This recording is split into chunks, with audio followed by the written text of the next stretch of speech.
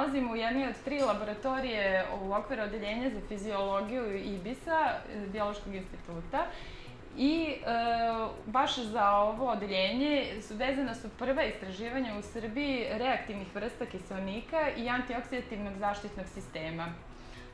Efekte akumulacije teških metala koji su prisutni u životnoj sredini, a koji se akumuliraju u tkivima životinja, proučavali smo kod 2 vrste vodenih zmija, i to natrix-natrix ili belouška, ili i natrix tesalata, odnosno ribarica.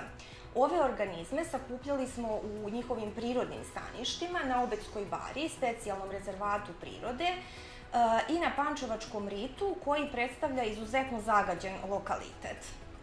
Međutim, poslednjih godina naša istraživanja se prevashodno vezuju za vodozemce, koji se gaje u laboratorijskim uslovima i uključuju i repate, kao što su mremoljci, kao i bezrepe vrste, odnosno žabe.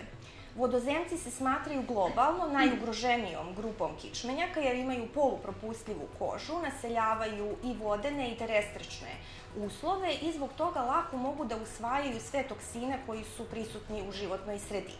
Jedan od glavnih uzroka opadanja populacije vodozemaca u svetu jeste povećana produkcija pesticida.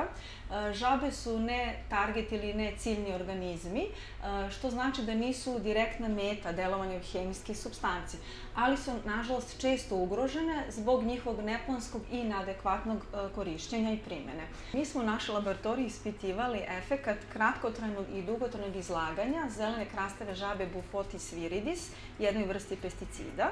U eksperimentu smo imitirali prirodne načine na koje žaba dolazi u kontakt sa ovim pesticidom i naši rezultati su pokazali da pesticidi mogu biti veoma toksični za ovu grupu kičmenjaka, stoga treba obratiti posebnu pažnju na dužinu i način njihove primene.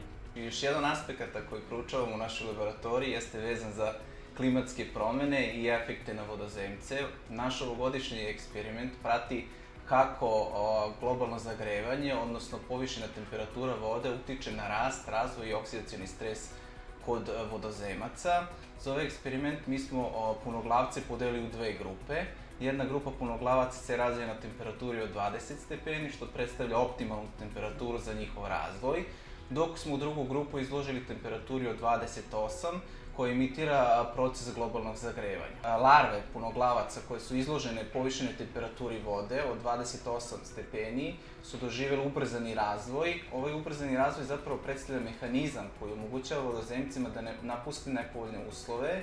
Međutim, ovaj mehanizam podrazumeva i povećanu potrošnju kiseonika, odnosno povećanu produkciju slobodnih radikala i oksidacioni stres. Ovako stanje oksidacionog stresa utiče na normalno funkcionisanje punoglavaca i može da se odrazi na njihov dalji život i preživljavanje u prirodi.